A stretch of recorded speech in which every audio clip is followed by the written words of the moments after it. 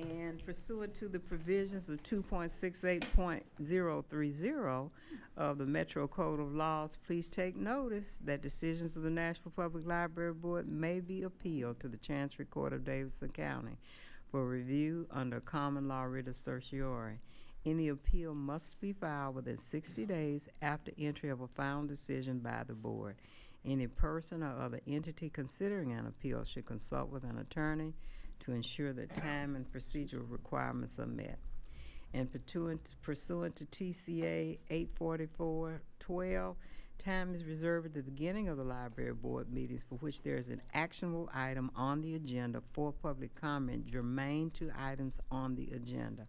Up to 5 people will be allowed up to 3 minutes each to speak, but speakers must register within 1/2 hour prior to the beginning of the meeting by signing their name on a physical sign-up sheet available at the entrance and identifying any agenda item on which they intend to comment. So we don't have anyone today, and happy St. Patrick's Day. I missed it. I just happened to have on green polish, but that's an accident. But It counts. Nobody's gonna pinch you today. nobody's gonna pinch me today. And I found out at my family reunion that part of me is Irish. Yeah, Scotland, King Henry the Sixth or Seventh, and some of that family migrated to Ireland, and we have 3 ESPYs who are on the what was the founding document for Nashville? The Cumberland Compact. 3 Oh, wow. ESPYs, 3 ESPYs are on the Cumberland Compact that came from Ireland. You should be wearing it proudly today. You want to trade That's shirts? that's in Trade my blood. sweaters? That's some part of my blood, so I should be celebrating. Yes, but thank you, and welcome to Edge Hill. Finally, we get to Edge Hill, and I'm sure that you're gonna hear this later on because we get ready for Easter over here in Edge Hill. But just want to welcome you all to our neighborhood. I hope you have had an opportunity to read the minutes from our meeting, March meeting. This says February meeting, I'm sorry, February meeting. Madam Chair, so move. Okay, move approval, we have a motion to approve. Any second? Second, and applaud all, it's always such a pleasure to read the minutes because you Yes. see what's going on across What we did, thank you. the I whole have a system. general additional observation I'd like to bring up within the notes. With the,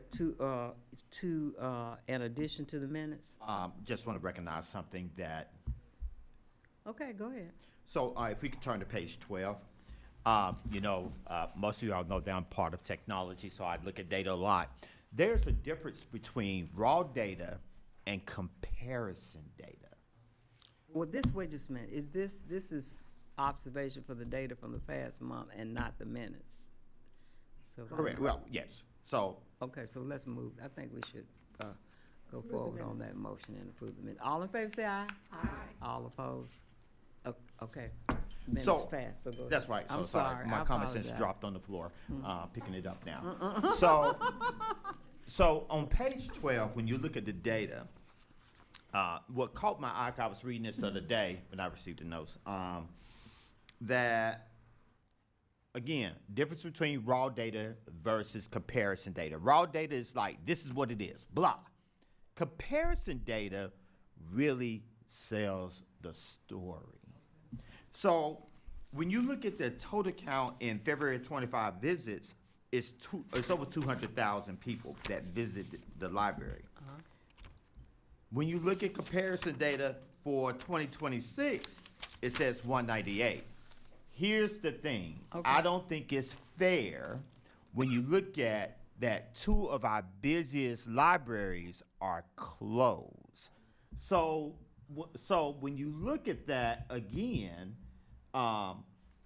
if you were to take out the 2 libraries, Green Hills as well as downtown, it's really 159,775 people. Now, you all went through what is called decentralization. You decentralize your operations.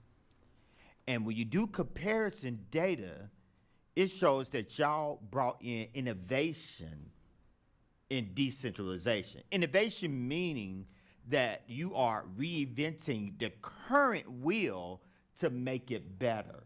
So big success to you all by, when you look at, again, comparison data, that you are serving almost 200,000 people even when your two busiest libraries are down. And then when you look at page 14, you're going from comparison to implementation. I'm not going to go that deep because I know we don't have the time. But it shows that the way that you are embracing and changing your capacity, and it shows how the way that leadership is, how could I say, expanding their capacity as well and motivating you all to continue to reach out to the community. It shows that the community adjusted to your decisions in this transition to continue to get service from you all. So it's really a huge uptick. Now, I'm going to tell you this now as well.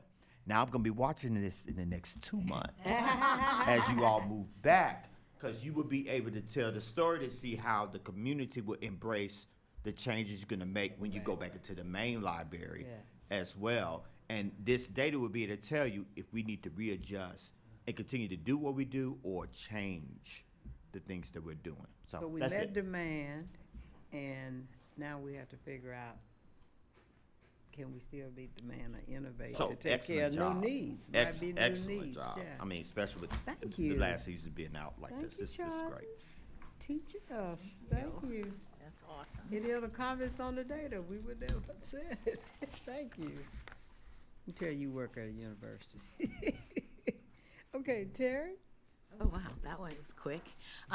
So Charvis, thank you for your notes, and I think that will really help us also when we go tell the story for the mayor's office and council, because FY27 budget is coming up, and so I'll lean on Emily to help me with that. So. Credit when you Yeah, say it, no, the seriously, exactly. So a big hooray. The staff went back to the main library yesterday. I know, woohoo, it's correct. So after 9 months, it was really exciting. The foundation allowed me to use unrestricted funds, so we had a really nice breakfast yesterday, and it was so nice to walk in to the grand reading room and be able to see the staff excited to be back and excited to see each other, because some folks haven't seen each other for the past 9 months. So we did pass the final inspection, and we will be able to open on Monday, March the 30th. Yes, That's I know. another round of applause. Yay, yay, yay. We're also excited that we're working with several local garages, and one confirmed yesterday that, and it's really nice because it's McKendree, which is right next. I mean, if you cross 6, that's right there. They are going to be providing, for sure, for 2 hours, it'll be $4 for, no? 90 minutes. 90 minutes. Oh, So an hour and a half. an hour and a half, which is what folks What were we used did to anyway. with Yeah. our, the discounted rate at the library. It was for 90 minutes. So Susan is working out the final details with that, and then we'll be meeting with Nashville Yards Garage, which is only 2 blocks, later this week. So hopefully we'll have more specifics on that. But really, that was such a relief, because, you know, it's one thing to reopen, and it's another thing for people not to be able to get to us, and to have that 330,000 square foot library, to have it reactivated again. So I just want to say how much I appreciate everybody at Nashville Public Library, like Charvis said, who stepped up to keep customer service, and community outreach was huge. I mean, if you look at our outreach numbers, those have significantly increased because of what the staff was able to do. So we are also happy that not only did we have a solution for our customers, but our staff is able to park at the 4th Avenue garage. And because it's not quite a half mile to walk, we are providing a shuttle twice a day, so that 2 hours in the morning, 2 hours in the evening, and so we'll go ahead and continue that while the library garage is not activated.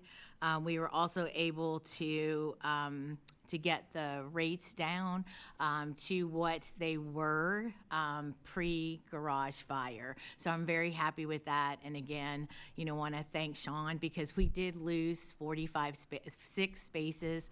It's always in my mind, Susan, 46 spaces in the nested parking garage. So that makes a $9,000 difference a month. And we didn't want to necessarily pass that on to staff because that was a significant increase. So really, really happy that we were able to do that. And then last week, the library admin team had 2 information sessions with staff before they came back on Monday. So they were able to ask us like any questions that they had before they were coming back to Maine. For instance, if there is something that is now missing on my desk, what do I do? So Susan is handling those kinds of things, and we have asked staff for these 2 weeks to be working in the library, all hands on deck, because we want to make sure that we can open on March the 30th. So, Terry, what's the Yes. capacity of McKendree relative to what the library capacity was? Susan? We don't know about that, but we estimated we had roughly 350 parkers a day that were for the library. They said they had that capacity. Okay.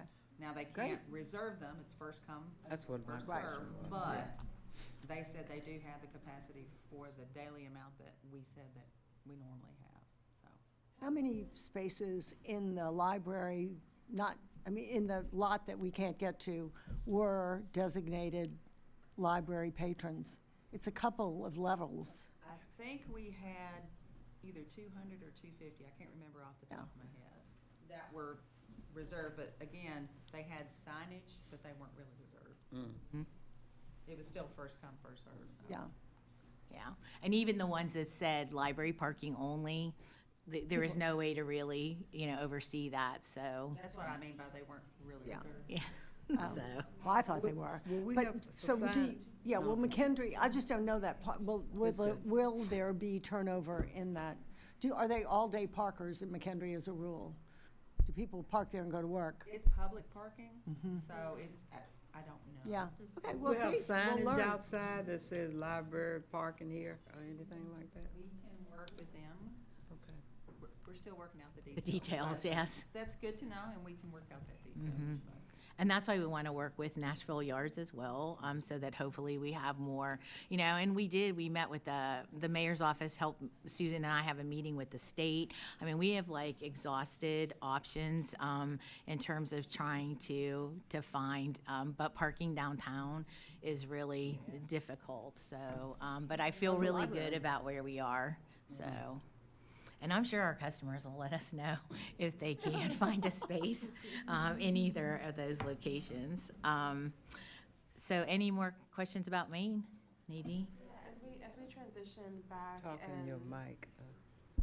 thank you. As we transition back and there's shifts in parking or just what the new systems might look like, are there any thoughts around potentially having some feedback, whether that's like a sign somewhere that says QR code, like, tell us about your experience back, to the library, just some type of pulse of how the customers might be experiencing things so that we can enhance the system while we're also operating it and not waiting until like the complaints come.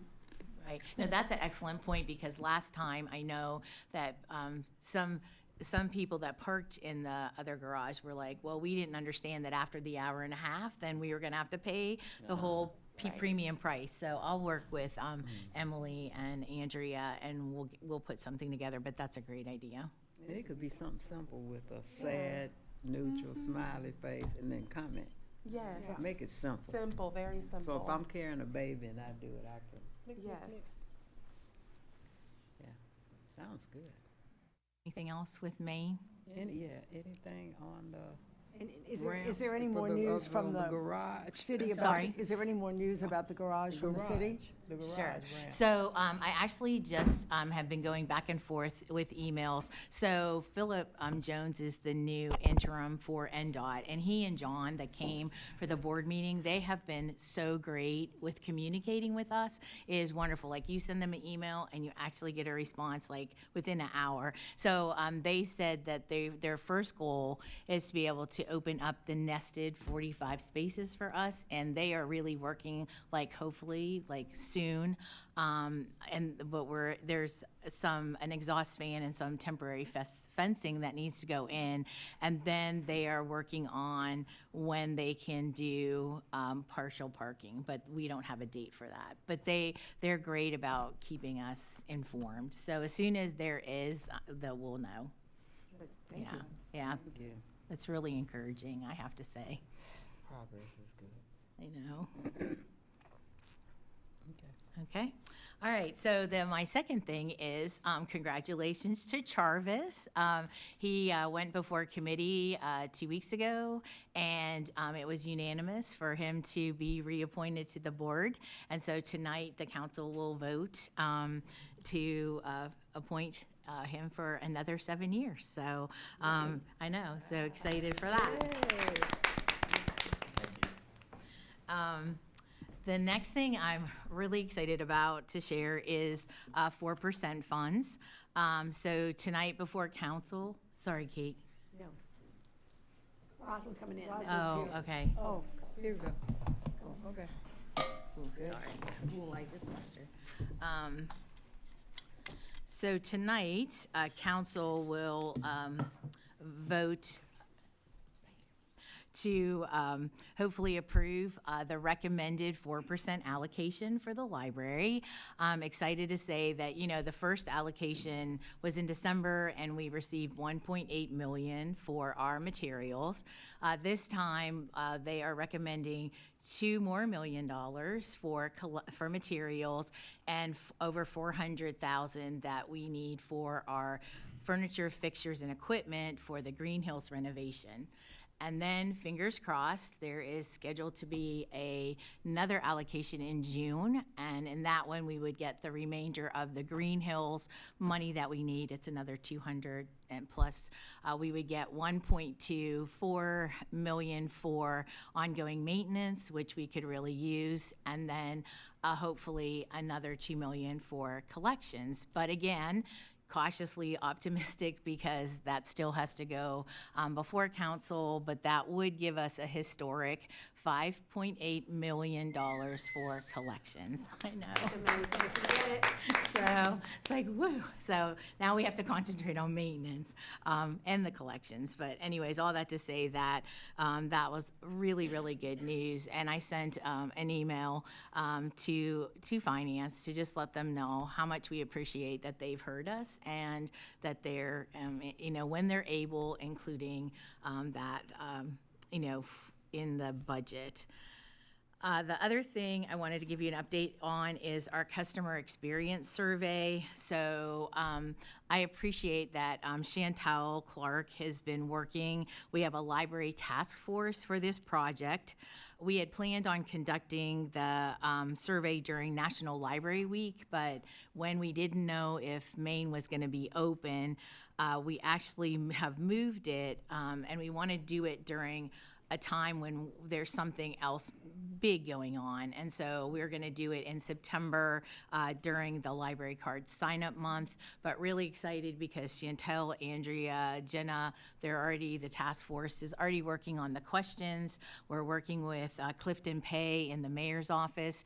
We have a meeting with him next week where he's going to come and talk to us about doing focus groups in addition to the survey, because we want to get the population that we may not be serving.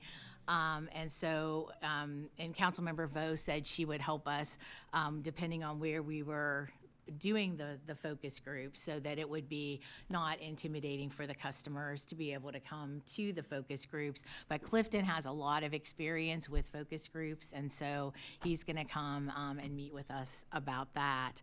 Vanderbilt graduate marketing class is still working with us, and we've gotten really positive feedback from Chantel and the task force about, what we're looking for is that, this is the way we'd like to do it. Is that the best way, and what their feedback is? So they've already done a kind of a mini survey about our website, and so we're getting some feedback about how we can make that better. So I'm really feeling good about where we are with that. So any questions about the survey? Okay, the other thing I wanted to mention is the library courtyard, because we've already gotten questions, well, is the library courtyard going to be open when the library reopens?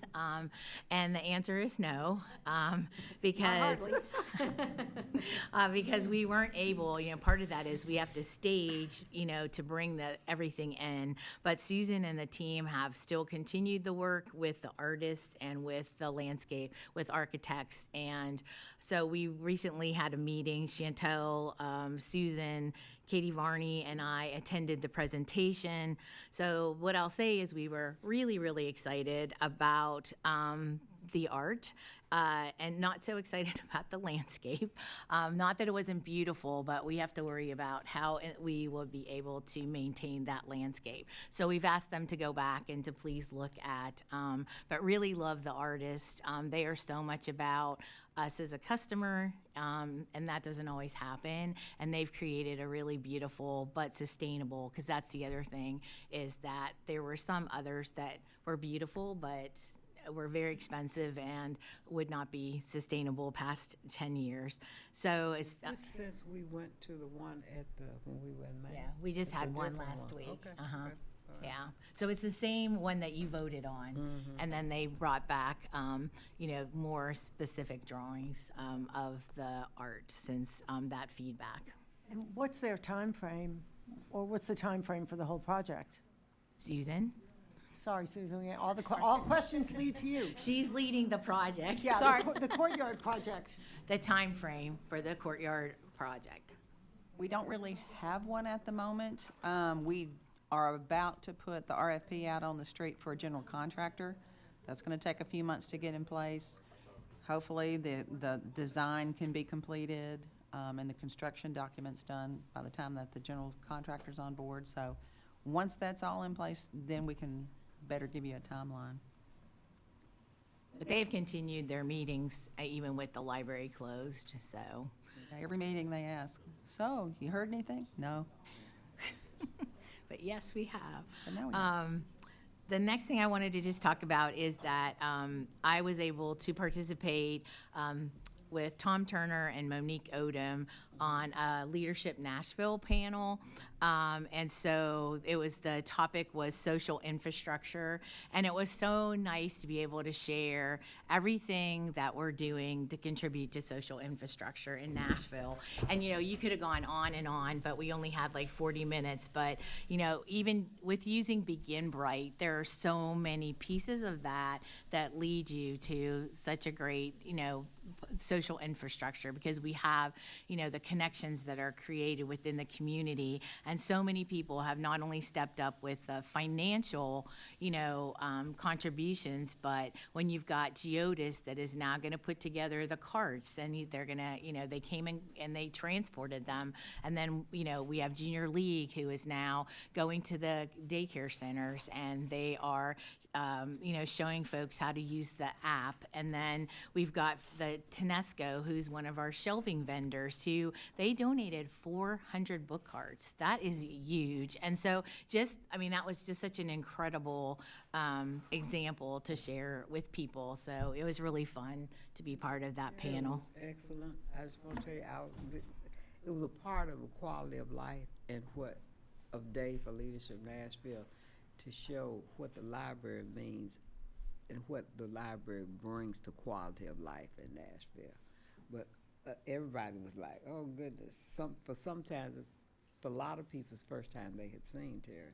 and the grasp of, which amazes me all the time, the grasp of data, just rolling off the tip of her tongue.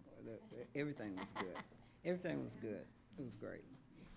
It was a lot of fun, actually, too. So the next thing I just wanted to talk about is our updates on capital spending projects. So we have been working with General Services because they, except for our Green Hills project and our Hermitage, those are library specifically led CSP projects. But with all of our new libraries or renovations, those are general services, and then they become general services facilities. So we have a really good relationship with Gerald Smith, the director, and so Susan and I met with him a week ago Friday to actually talk about, we now have the money to secure the land for Smith Springs. So there's a really nice property that is across from, there's a beautiful new community center that's right there.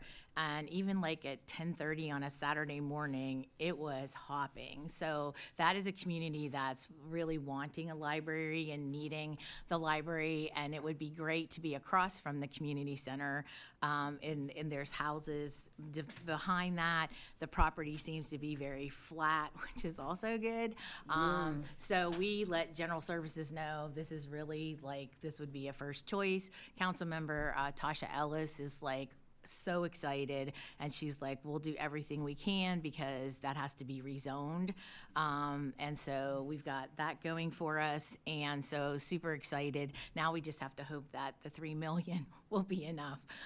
But it's 9 acres, so like Susan said, maybe we just don't have to buy the whole piece of property, so we'll see. The other thing, Jenna Schmidt and Susan and I attended a presentation on several options for Hadley Park branch. The top two right now are, there's a property on Jefferson Street that we are excited about, but we also have to go through the process in order to be able to purchase it. And so GSA is working on that, but a secondary would be also TSU and working, they have two that they showed us where our preference is on a bus line that is as close, we want to get as close to Hadley Park as we can, because the community in our input sessions 6 years ago said they wanted to stay in that location. So Jefferson Street, you literally could walk to that from Hadley Park. Anything you want to say about that? No, I mean, of the two sites that we like, either one would work. Our preference would be Jefferson Street because it's truly in that Historic. community. It's historic, too. Yeah. I said, it's so historic. Jefferson Street and what? Do you know the cross street? It's a side street, so it would front Jefferson Street. But it's literally right around the corner from where Hadley is right now. Okay, That's good. Yeah. that's good. Yeah. So we just have to see if the property owners would like to sell the properties. So Oh, that. there's just that. The little That's thing. all, that's all. Yeah. Little problem. Okay. So, and then the last part was, of course, the NECAT. We have extended our lease through June of 2027. That was part of the original agreement that we worked out with Nashville State for 2 years. That is the last date by which I can extend the lease there. So we also talked to General Services about, other options for the NECAT studio. So working on that because we do need to be moved out by the end of June 2027. So that's capital spending projects. Any Wait, questions? I thought it was going to the old Donaldson Library. Well, so good question, Kate. We were going to go to the old Donaldson Library. However, when we had a design development process, and it ended up that it would cost between $12 and $16 million to renovate that space because there needs to be a loading dock. And so with that, that building is mid-century. And so just thinking about, you could build an entire new NECAD for that. And so what we're advocating for, we did it during this meeting with General Services, is to make sure that we keep the old Donaldson Library, because right now our bookmobile is operating out of there, and we'd also like to move some of our outreach services there as well, possibly limit. Ian Bright was operating it out of there until, Yes. I mean, in terms of housing everything, until Geodis stepped in. Yeah, so we really have advocated strongly. The thing is that with real estate in Nashville, and it being a metro property, I had to write like a business case for why we wanted to keep it there. So hopefully they'll let us do that, because we don't have another place for the bookmobile if we don't have that space. So, yeah. Loading dock. Yeah, they would have to take the back of the building off, so. What about an underutilized school? Anyway, endless. Anyway, yeah. We'll let their, GSA actually hired, they have a real estate person that's an assistant director now. So our job is to give them the information from, and then for them to find a space for us, so. People are gonna have to get to it. Yeah. Yeah, Cameron is very happy you're saying that. What'd I say? I said the right thing. Okay, and then the last thing I'll just mention is the core admin team. We attended a half-day training with Rogel Jones, who is now an assistant director with Human Service Resources. He and his team came out. I wanted to wait until Chantel was on board and Annie was on board so that we would have the new team all together. And it was really interesting because we had to take the Clifton Strengths Finder, and so I was always a big Myers-Briggs person, and so it was really interesting because what Rogel said is that a lot of times people in libraries can have very similar strengths because that's, we're drawn for that. But he said our team, it was really great because we had a lot of different strengths, and it was really, really fun for 3 hours to really learn, more about each of the folks on the team. And they made a comment, which was interesting to me because, to be honest, I didn't even notice. They're like, well, there's really good trust in this group, and it's interesting that you're all women.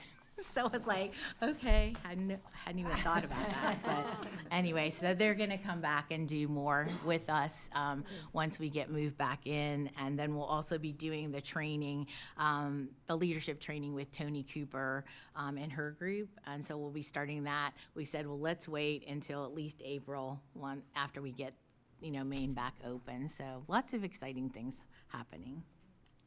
So back to reopening. How are we going to let people know? I mean, I'm sure that's all in place to communicate with the community. People will be excited. Yes. So Andrea, you have she has a major plan. Okay. So I'm a reopening plan. Mike. Sorry. Where's your green? You can post me. I hug instead. People ask me what I am all the time, and I am many things, but Irish is actually not one of them. Probably one of the only ones that I'm not, actually.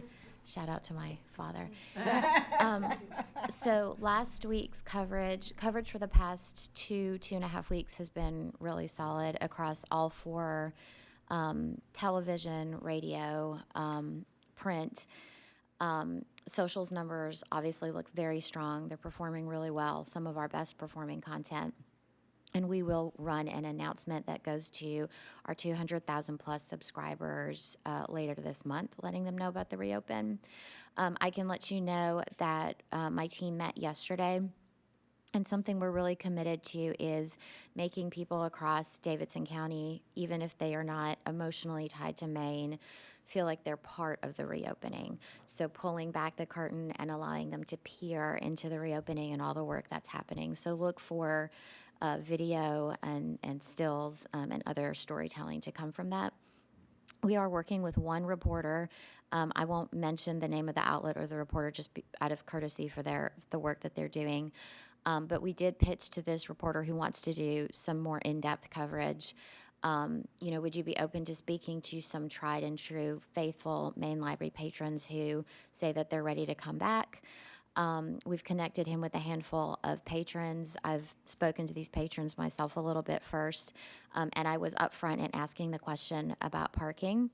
And what these patrons have told me is there is nothing that is going to keep me from getting back to the main library.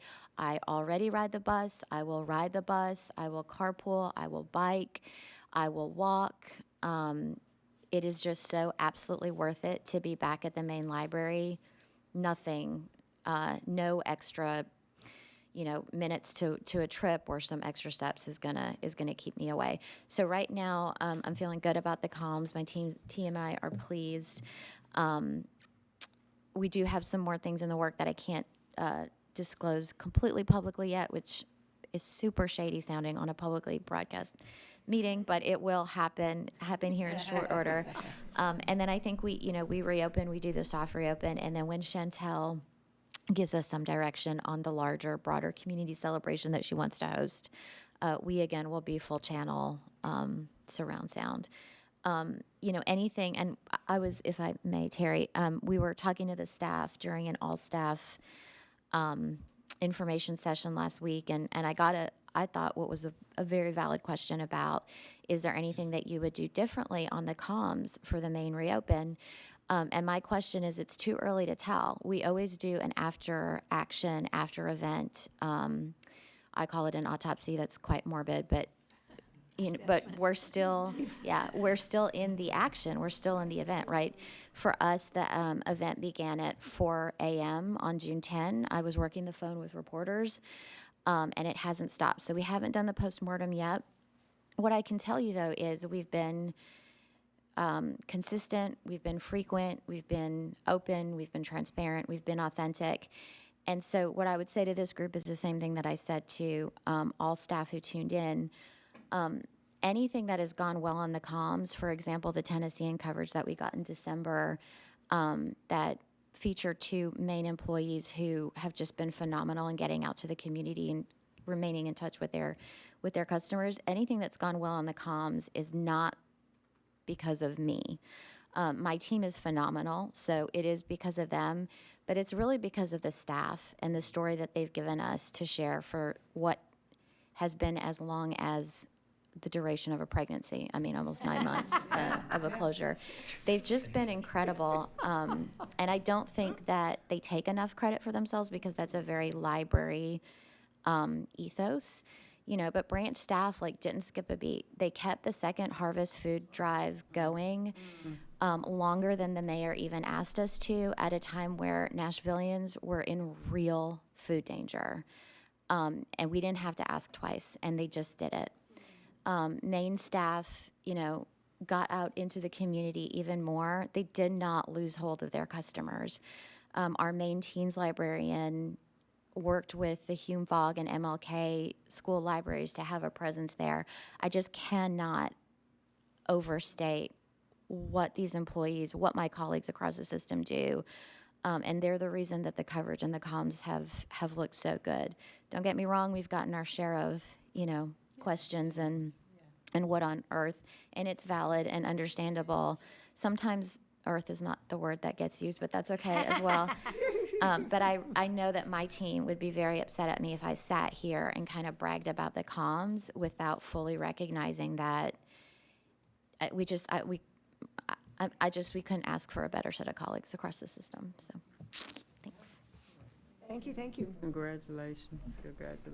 And can I just say one other thing that I didn't say during the whole staff has just been tremendous. I don't know how we didn't ask for it, but I think, what do they say, character comes through when you have crisis, and I think that's what came through. Leadership, we've seen a lot of things that happen.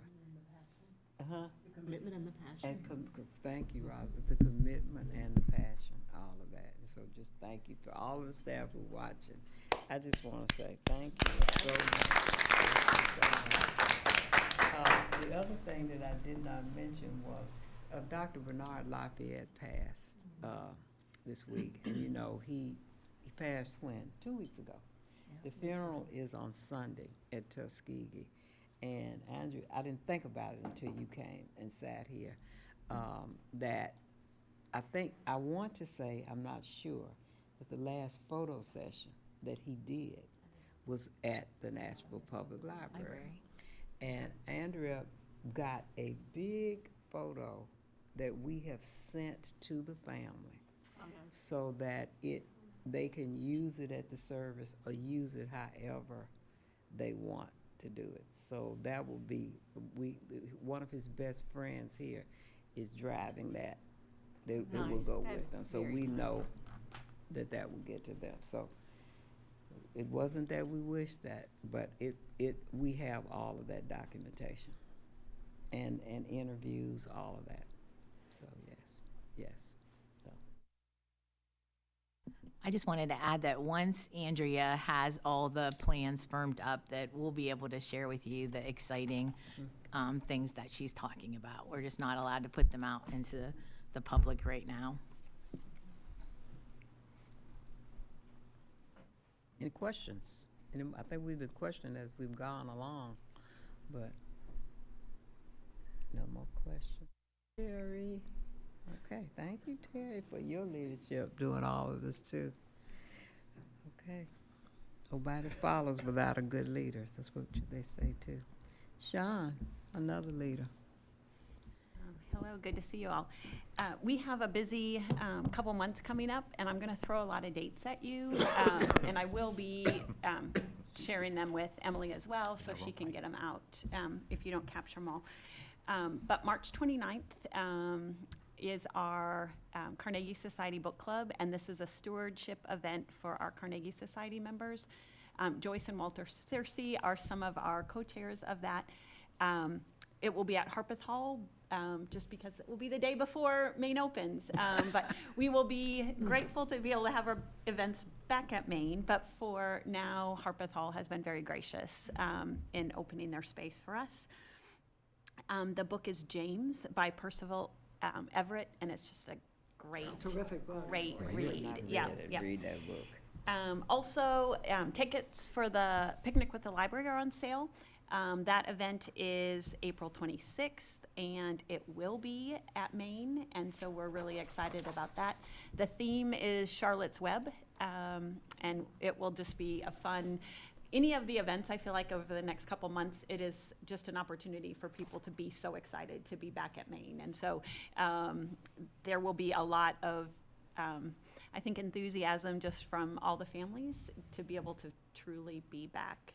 So if you are interested in that, would love to have you join us. We do have several advocacy events coming up. Historically, we had really tried to get, and we will still do this, get a good representation to come downtown when we do the budget hearings, but also know that it's difficult for people always to navigate downtown and parking and all of that. So we will be doing events next week. Every night next week, we're at a different branch. So on Monday, we'll be at Bellevue, Tuesday, Hermitage, Wednesday, Bordeaux, Thursday, Madison, and Friday, Richland Park, Saturday, Southeast. So Monday through Thursday, it's 6 to 7 p.m. at those branches. And then Friday will be during the day, 11 to 2 at Richland Park. And Saturday will be at 11:30 at Southeast.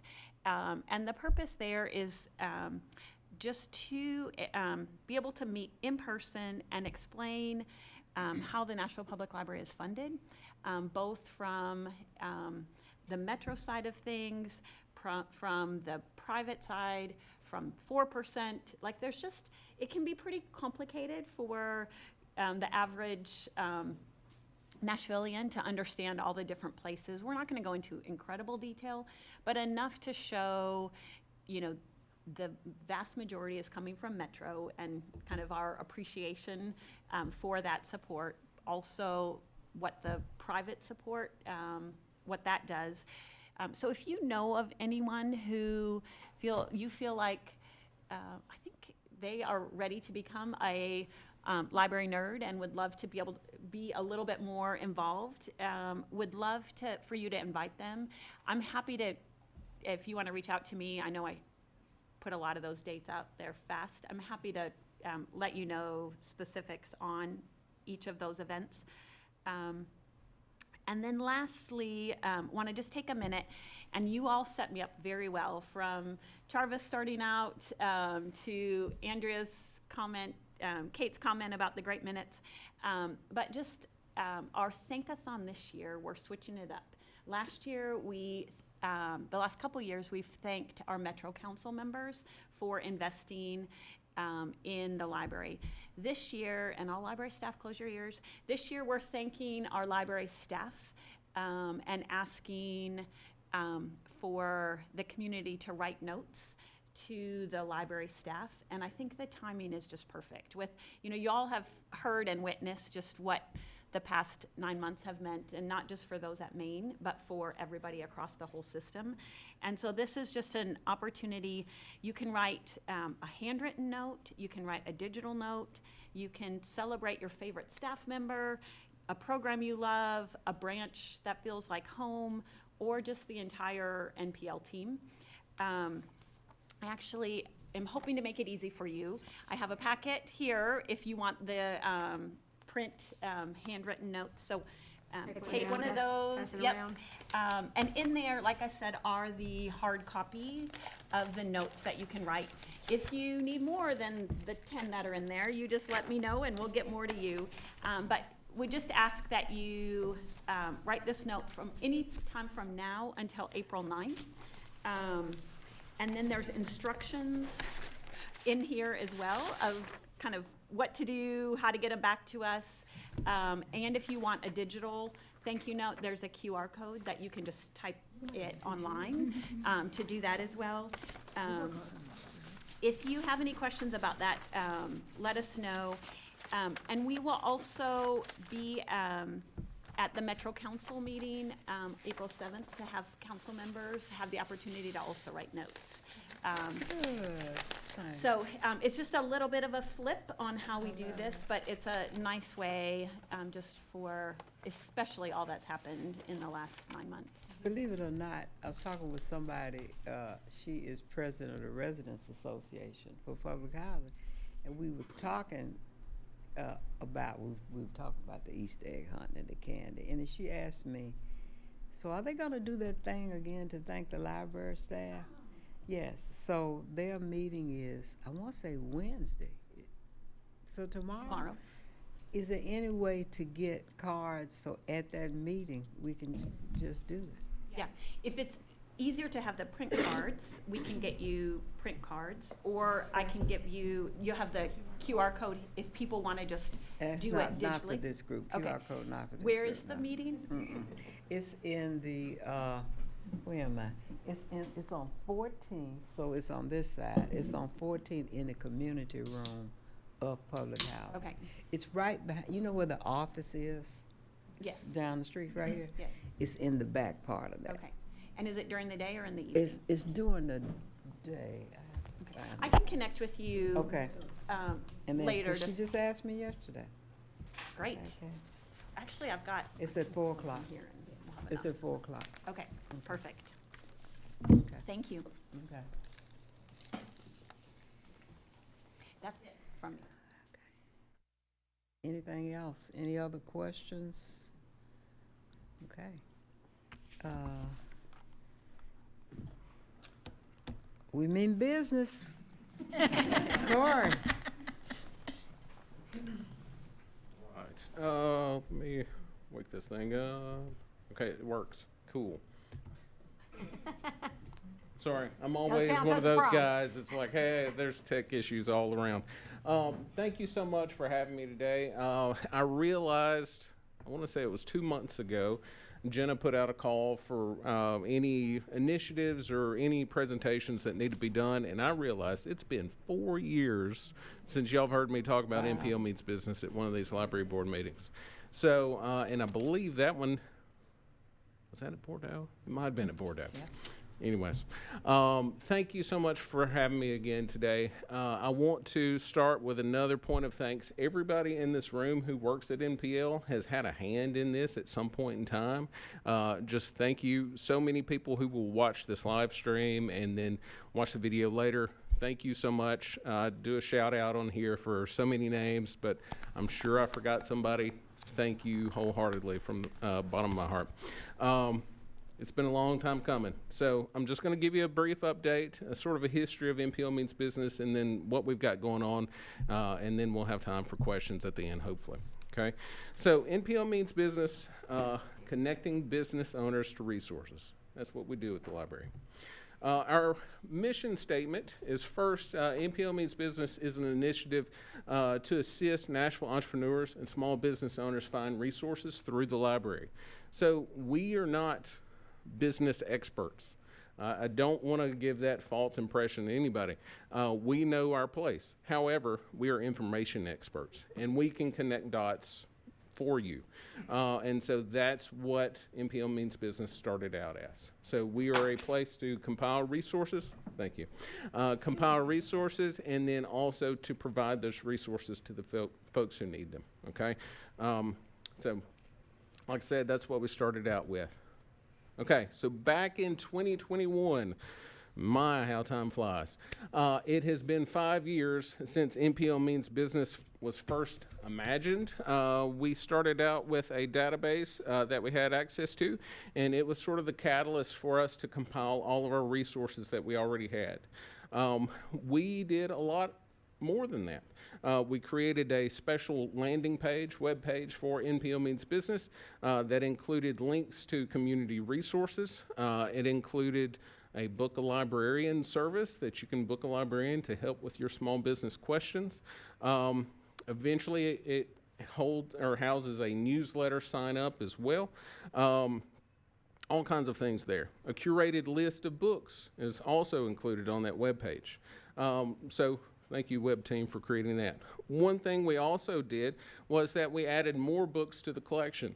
So not only did we compile what we have, we added to what we had as well. So collection development started right then and started finding more books, more business-related books, and they still do that today, add those special books for us. We also have those databases. So not only did we have that new one, but we were able to shine a light on other ones that we did have that focus on helping business owners. Okay, programs. That was sort of a tough one, all right? So the first thing that we did, we had this special database. It helped us create sort of a book club and workshop sort of hybrid, and we actually used partnerships to make that get off the ground. So Belmont University was pivotal in that. We tapped into the Jack C. Massey School, College of Business, and some of their professors. They helped us out with those book clubs and workshops from the start. Who we eventually partnered with was SCORE and SBA, and that was for additional workshops. So SBA is Small Business Administration. The office for the state of Tennessee is here in Nashville, and so we were able to connect with them. And then SCORE, it used to stand for Service Corps of Retired Entrepreneurs. Don't ask me how I know that. Now it's just SCORE for the life of your business. So the idea with SCORE is it's funded by SBA. They are also entrepreneurs, small business owners who have hit sort of the retirement phase of their career and they want to give back. But now that they don't even hit the retirement phase of their career, they just want to give back. And so they have mentors and offer trainings and templates and all kinds of things for people. So they're fantastic to work with. We also did a lot of outreach. We had tables at different events around town. Nashville Entrepreneur Center, we did things there. We hosted the Center for Nonprofit Management at the main library one time. So we were at farmers markets and other places as well. So we were a little bit everywhere.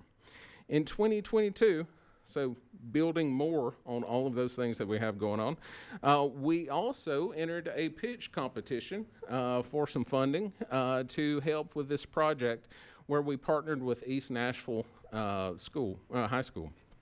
and they had a social media marketing class for their business pathway. Or business marketing pathway there at the school. We were able to earn, I guess, be awarded some money, and NPL helped out some with that as well. So with those two funds combined, we were able to buy books for this class. Collection development was highly involved and recommended the books and got the ordering done for us. And then we were also able to provide speakers to that class from SCORE volunteers. So we were able to shoehorn a lot of connections there to sort of make that project work.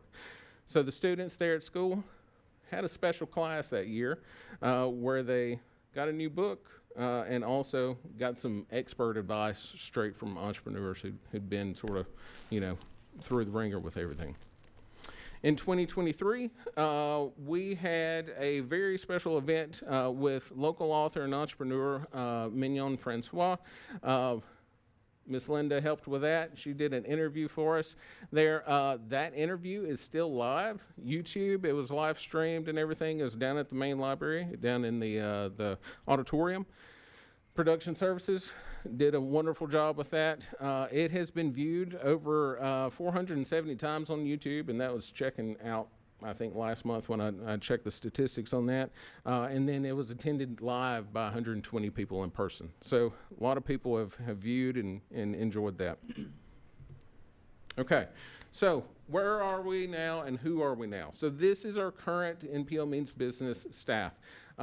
You have myself and Tina Reed, who is a Green Hills Adult Services Librarian. We're co-chairs. And then Bailey Batilla, who is Donaldson Adult Services Librarian. Debbie Bischoff, she's Old Hickory's branch manager. John McFarland, Luby branch manager, and Leanne Wilson, who is a Maine adult associate. So all of our programming sort of caters better towards adult. We're not closed-minded enough to say, nobody else can help. We want others to help because we are always open to new ideas. So if you're listening online, help. Okay. All right. So jumping on. So what are we doing now? So our web page, still alive and well. We keep that thing, we go through the links on the web page all the time to make sure that there's not broken links. We try to, as we add more connections around the community, we add those links to that page as well. We try to connect with nonprofits, government agencies, universities, things like that. So we're not promoting businesses themselves. It's more nonprofits and community organizations. So we also have the curated book list, as we always have. We revise that, refresh that all the time, and get that updated on there. Databases are also recommended on there. So we did lose that original database that sort of was the catalyst of it all. However, we can function without it, and we learned that we could function without it. So what we've done is that we highlight the databases that we do currently have, and there's some pretty great ones there. I could teach a class on Data Axle right now if anybody wants to learn sometime later. Okay, so Data Axle, we also highlight the Tennessee Electronic Library databases because they have access, all Tennesseans have access to Gale databases through Tennessee Electronic Library, and we try to shine a light on those. All those databases, what can you do with them? You can do market research, you can find stock information, you can do find out who your competition is, find out an audience for your actual business, the product that you're making. So you can do a lot of things, find examples of business plans. So there's all kinds of stuff that you can do with those databases. The books and more. Always more, guys. So we have books, there's ebooks, there's audiobooks, there's movies, documentaries, LinkedIn learning courses that you can take. There's all kinds of things. So, of course, those things are available in print, in person. You can request them, place those on hold if you want to and have them sent to your library, or you can access things digitally through Luby and Hoopla. And then handouts. I have a couple examples of those. So we designed a few very professional looking handouts. And on the back, they actually cover, give you recommendations on items that you can check out or databases that you can access to cover whatever topic they're listed under. There are 4 of these. There's one on marketing your business. There's one on writing grants. There's one on writing a business plan. And then there's one on funding your business. So we were able to use foundation funding to get these printed for us. Thank you, Sean, and everybody. And then we also were able to have these handy dandy bookmarks printed up to sort of draw attention to NPL Means Business. And all of these are available at all the different branches, locations around the system. Okay, what else do we have going on? Well, there's still tons. Sorry, guys. So Book a Librarian, we have 4 people who are involved in the Book a Librarian, 4 staff members who dedicate their time to helping out with this project. And they're listed there. There's Debbie Bischoff, myself, John McFarland, and then Leanne Wilson. What we do is people can go online and book an appointment if they have a problem or a hurdle or challenge that they've experienced in either starting their business or running their business or what have you. They can type that in the question box, and that will give us a little leeway to do some research and get back to them with the right resources. To give you a couple of ideas of the types of questions we get all the time, how do I get registered as a business? We get that pretty regularly. I had 2 questions in back-to-back Book a Librarian sessions last week that ask about getting registered as an LLC. That is a pretty in-depth sort of process. And so being able to contact or get that information beforehand was priceless. However, being able to put them in contact with other community partners is how we solve that problem for them or help them through that problem. Okay? So we do share contacts, we share resources, we try to point them to the websites, we try to point them to what we have in our collection, and that's how we address those issues. Now, we also offer a monthly newsletter. It is led by Tina Reed, and then contributors are Bailey Batilla, Debbie Bischoff, and myself. We try to highlight books that we have in the collection, pretty much anything we have in the collection, we highlight those things, databases, we highlight our programs that we have going on, and then we do features that highlight organizations that we partner with as well. So just try to drive more interest to different things we have going on there. How many people do we have signed up for the newsletter? That's a very good question. Because you're about to answer it. I asked that question earlier, actually yesterday. 350 people get that newsletter each month. So sign up for it. You know, it may get your inbox and you're like, this is nice, but it's not for me. It's fine. Just sign up. You can get a chance to look at it.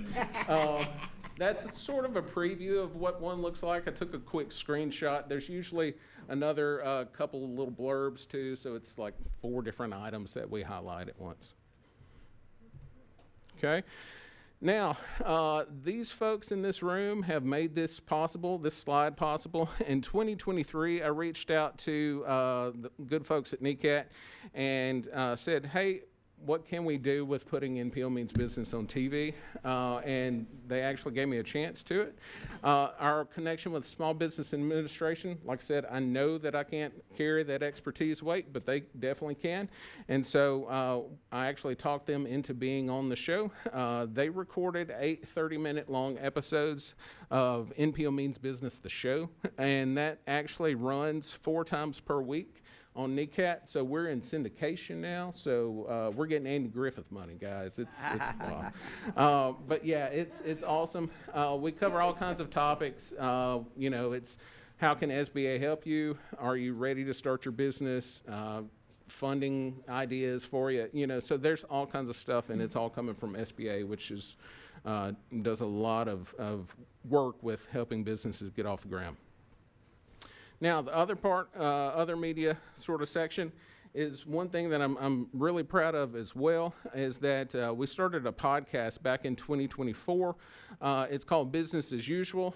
You can check it out on YouTube. You can check it out on Spotify, on iTunes, Apple Music? Yes. Thank you. I look over there because they record it every time. Thank you guys, by the way. So these podcast episodes are focused towards letting community partners talk about what they offer and then how they can help small business owners and how people can get in touch with them. That is all it is. We try to make it as stress-free as possible, but what it does is it connects us with community partners around Nashville. It also builds our database of knowledge on who to send people to. So if I'm somebody doing a book a librarian appointment, like I was the other day, I pointed to them to at least 3 podcast episodes and say, hey, listen to this. It's 15 minutes, won't take much of your time, and this will tell you if this is the right organization for you. So that's one thing that I do all the time, point them to these podcast episodes. But we've had tons of guests.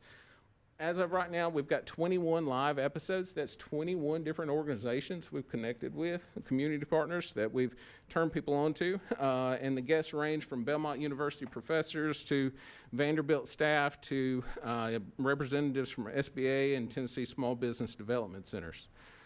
As of the end of last month, we've had 274 live streams of the episodes on YouTube and iTunes. We release episodes twice a month on the 2nd and 4th Thursday of each month at 8 a.m. in the morning. So there you go. Get on there, listen to some episodes if you're interested. Okay. Programs, we still do programs. A small business discussion series has been going on since 2022. It's on the 2nd Tuesday of each month at 12 p.m.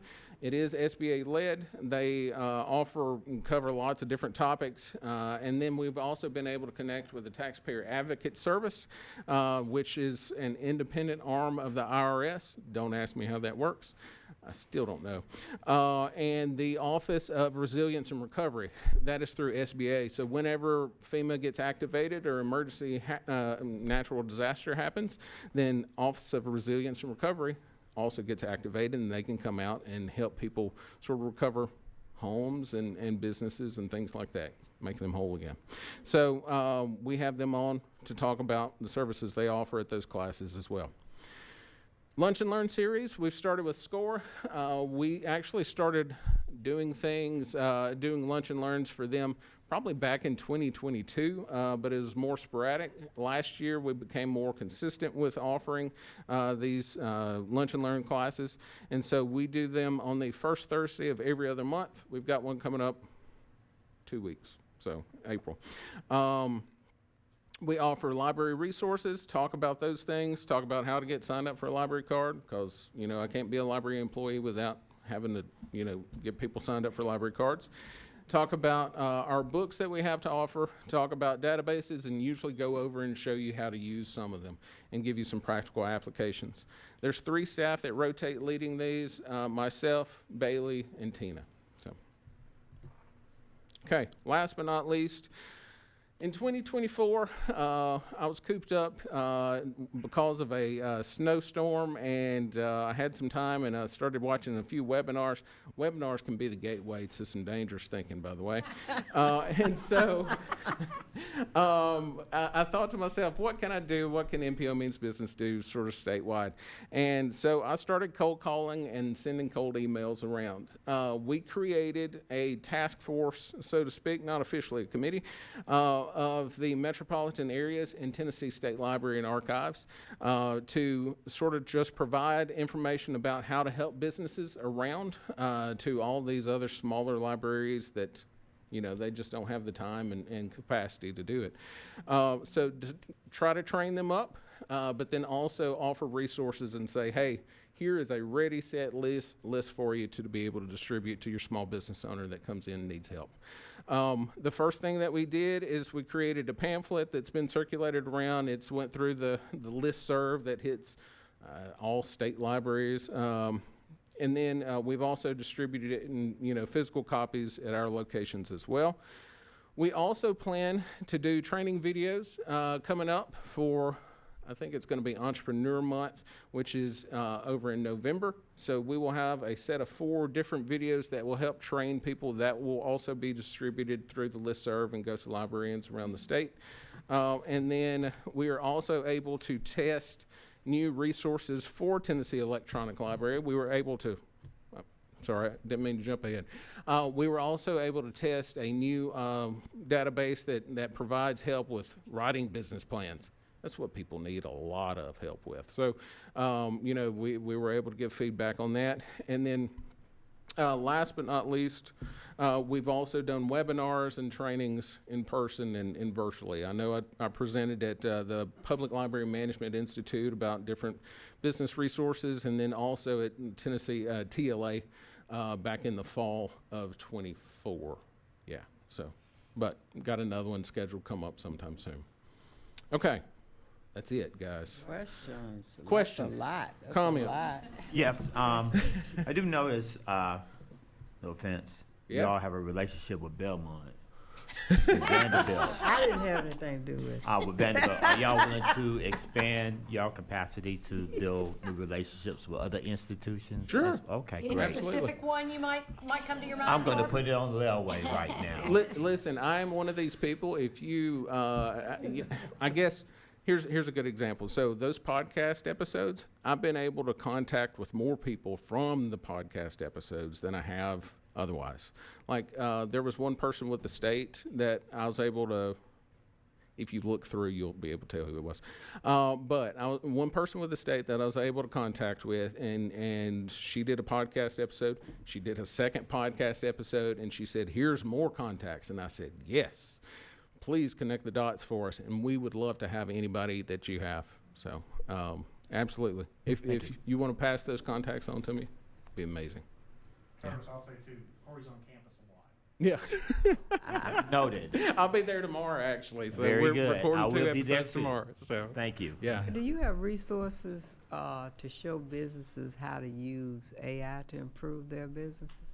Well, that's a tricky one.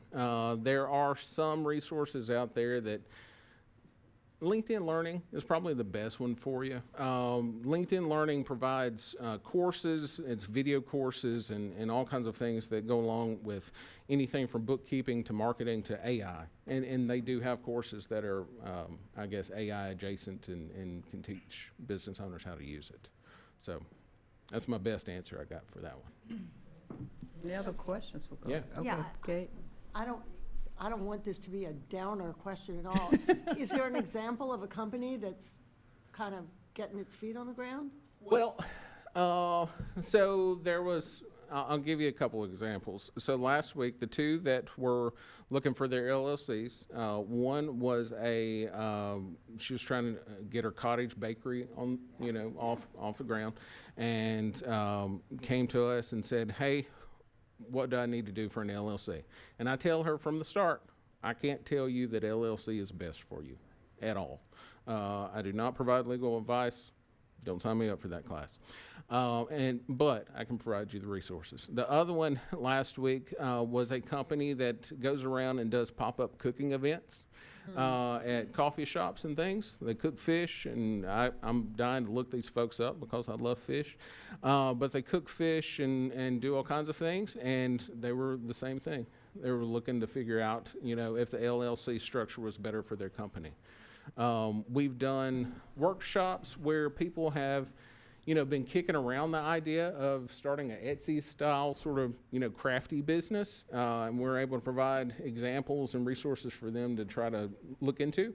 And then that same workshop, we've had people who are running a construction business and moving dirt, and so it's just trying to figure out how to help those. So, All right, yeah. thank you so very Yeah. much. Sure. So we're gonna move on. To think Jahan. Terry's gonna teach- Yeah, so before I introduce Jahan, what I'd like to say is Corey's very modest about everything that he has done.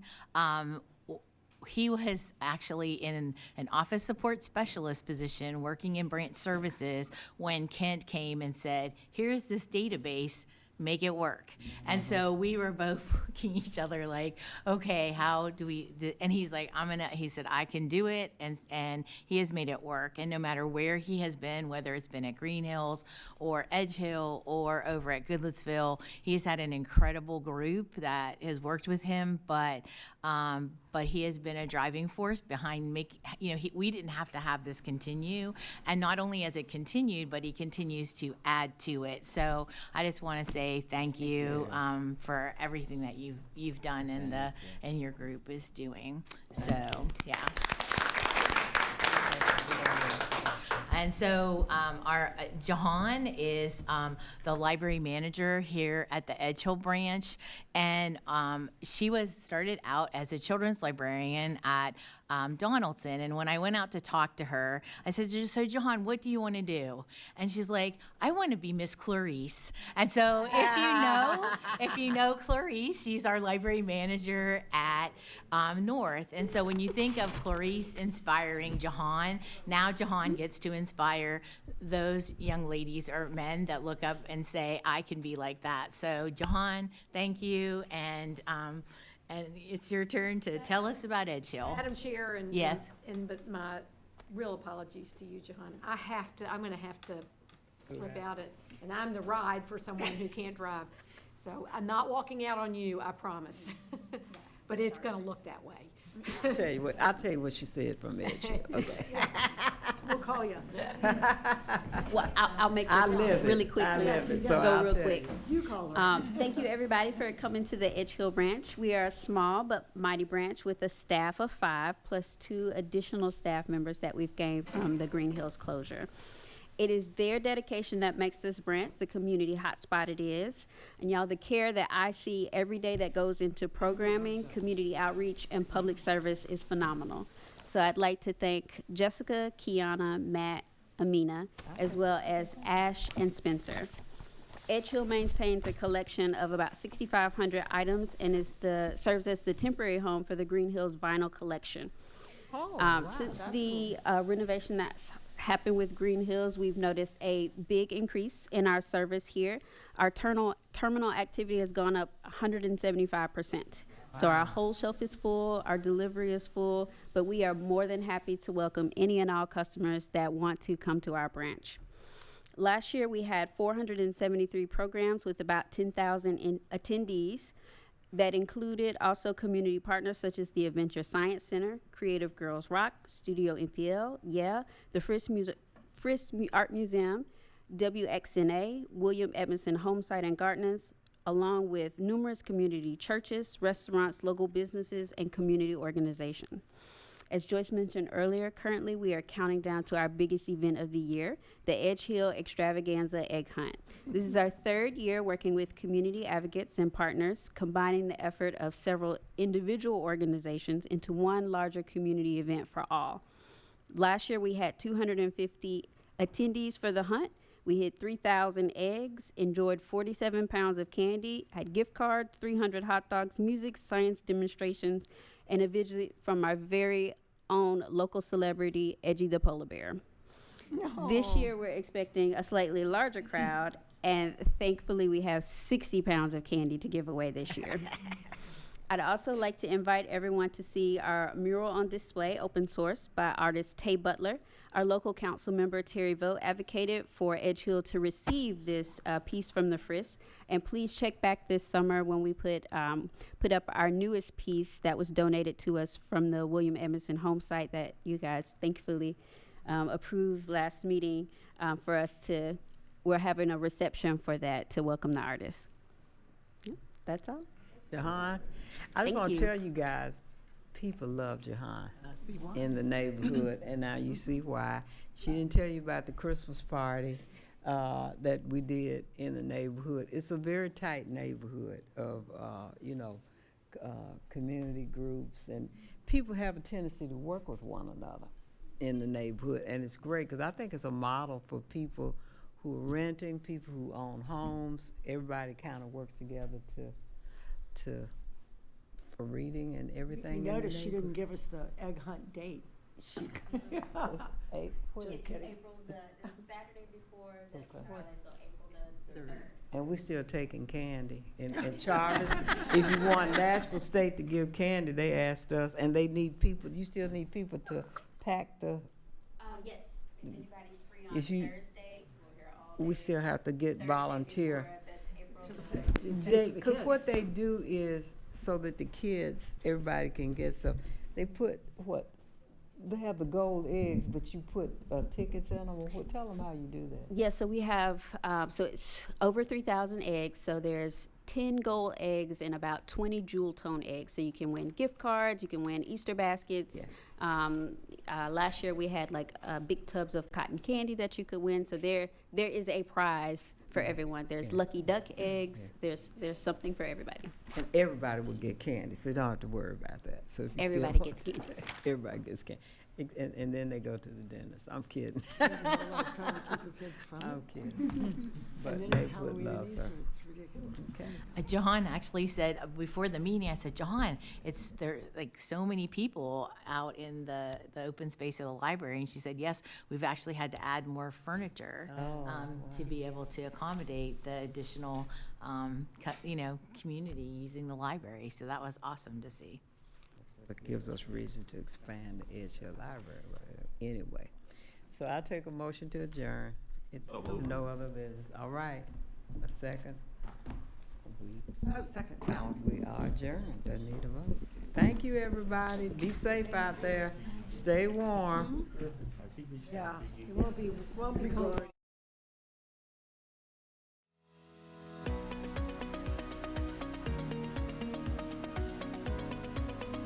This has been a service of the Metro Nashville Network. If you would like to see this presentation again, or for more information on this and other programs, visit nashville.gov.